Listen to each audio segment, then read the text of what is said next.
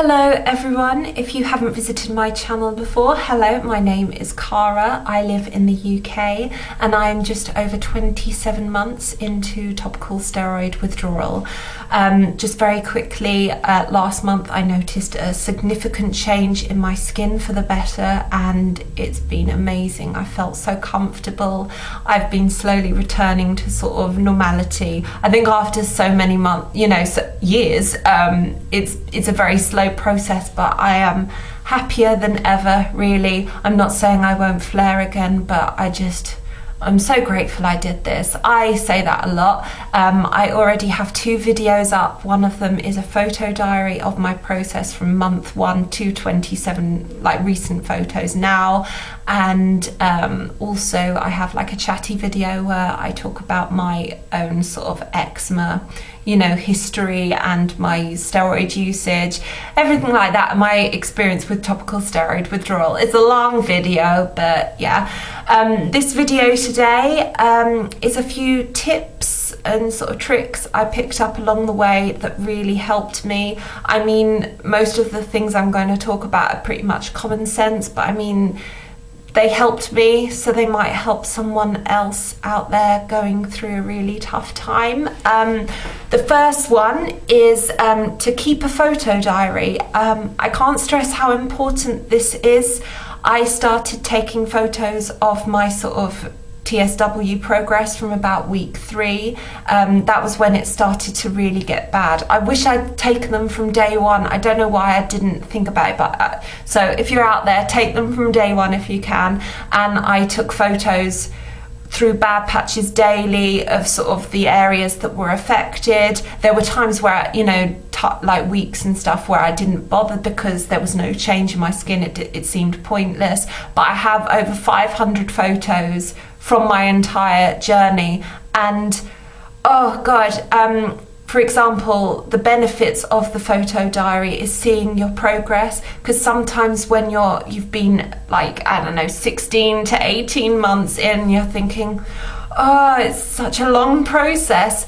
Look back to a year ago and see how far you have come, because I think sometimes you forget just what an incredible transformation your skin has been through, and you do forget those really hard times, because I think your mind, as a kindness, tries to block out sort of traumatic memories. So I found it so helpful. I'm so glad, so many so's, but I am really happy I took a photo diary of my experience. I can't stress that enough.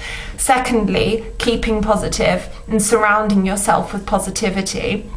I think what really helped me through this whole thing is I tried to stay happy and positive, and I think that really helped me from going crazy.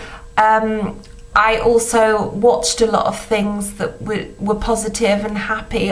If there was anything sort of negative, I would just click off. I didn't want to know about it because I think it's pointless. So staying as positive as possible and remembering that you will get better, because that is hard. Sometimes you think you never will. So always remember you're going to get well, and envision that end goal of having a normal life again, because you will. Thirdly, sorry, I just don't want to forget anything, and this one is for me as well at the moment, because it's hard, this one. Keeping a sort of calm attitude to sort of differences in your skin, whether it be good differences or bad differences. So in the last month, I've been so happy because my skin's been absolutely great, but I'm trying to remember that if I flare, and it's part of the process. So I am trying to keep sort of an even keel. I'm preparing in winter. I probably will have a change. I live in the UK, like I said, and it does get cooler, and I think my skin might be affected. Yeah, I'm really trying to sort of stay happy, but not like overexcited. I'm healed, I'm going to dance and be merry and gay, but yeah, and I know that's hard, and I've seen a lot of blogs where people say, oh, I'm healed, it's just amazing, and then they have a flare and they feel sad, which is totally understandable. So yeah, that's my tip that I'm trying to apply to my life, which is very, very hard. So yeah, fourth tip would be, through the beginning stages, a lot of people were saying use ice packs for your skin, it's so beneficial. Not for the people that don't have freezers. Luckily, my mum had this random glass bottle of water hanging about. She picked it up, I don't know, that sounds really dodgy, but yeah, she had this random bottle of glass bottle of water in the fridge. And in the first few months I started TSW in a UK heatwave. We had the world's longest summer. It was so not handy at all. It did not make it pleasant. And while I was comatose on the bed, she used to roll this bottle over my skin, and I used to get the most extraordinary amount of relief. Yeah, and so bung it in the fridge. So get a glass bottle. I would suggest getting a few to pop in your fridge, and just rolling them over your skin is utter heaven. And sort of side thing off it, my mum also bought an electric fan that helped no end through the really hard summer months. I found that summer really tough, but everyone does in the first few months of TSW. And lastly, get a hobby or a distraction if possible. I've always loved reading, but through topical steroid withdrawal, I've become a voracious reader. I read everything and I utterly love it. Luckily, one of my very close friends, she sent me care packages, and she introduced me to a writer called Judith McNaught, who has now become my all-time favourite writer, or at least the top three. I utterly adored her, and sort of every few months or so she would send me a couple more of her books in the post. Hasten to add, Judith McNaught is a romance novelist. I don't know if that's going to put anyone off, but I thought I didn't like romance novels until I'd come across Judith McNaught. Now I'm such a big fan, and yes, they kept me sane and they got me through some really nasty times. So thank you, Judith McNaught. If by some sporadic fluke you are watching this video, I love you and you kept me sane.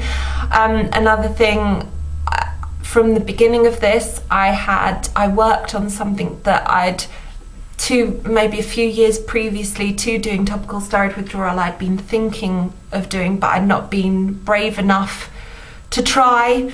But through topical steroid withdrawal, because I had this time on my hands, I didn't have to work, by the way. I should put that in there. I know there's a lot of people who've had to work through this. My heart is with you.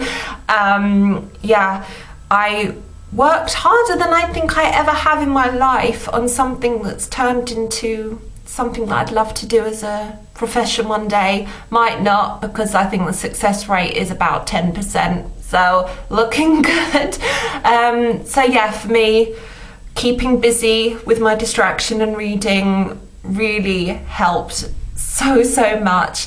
So they're my sort of tips, and a couple of things that I wish I'd sort of known going into topical steroid withdrawal and while I was going through it. First off, petroleum jelly. I totally understand that it's the only sort of moisturizer for most people going through this that sort of gives some sort of comfort, but the practical side with your clothes and the washing machine has to be mentioned. It broke my mum's washing machine using petroleum jelly on my clothes, and I found, maybe this is us, maybe someone has a tip they can offer for using petroleum jelly while going through this, but when the clothes came out, the ones that I'd used with petroleum jelly on my skin, they would come out sort of with this odd sheen, and they were a bit, not sticky, but like, you know how lovely clothes, you know, you feel cozy in them, they're all soft, they come out a bit stiffer. They're sort of coated in a level of petroleum jelly, which feels awful. I can assure you, it never really comes out of the clothes. We've thrown out approximately a ton of 100% cotton pajamas over this experience because of the initial using of the petroleum jelly.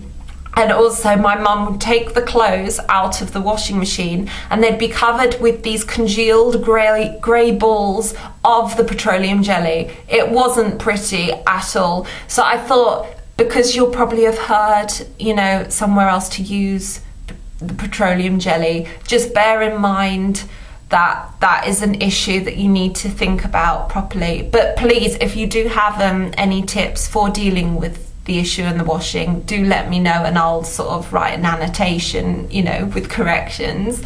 And also just to say, I only used sort of petroleum jelly and any moisturizers basically for the first few months, and then I didn't use anything. But I'm going to talk about my moisturizer withdrawal experience in a later video, because I know that's a big subject and I do want to talk about it.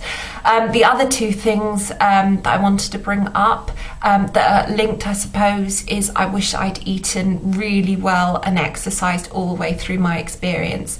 Now, this is coming from a girl who did neither of those things really for 2 years of my journey, so I'm probably a bit of a filthy hypocrite saying this. I've always had like a healthy diet. I talk about this in another video I'll link below, but I like sweet treats and I like naughty things quite a lot, so I would have a healthy diet and then I'd add on top sort of treats.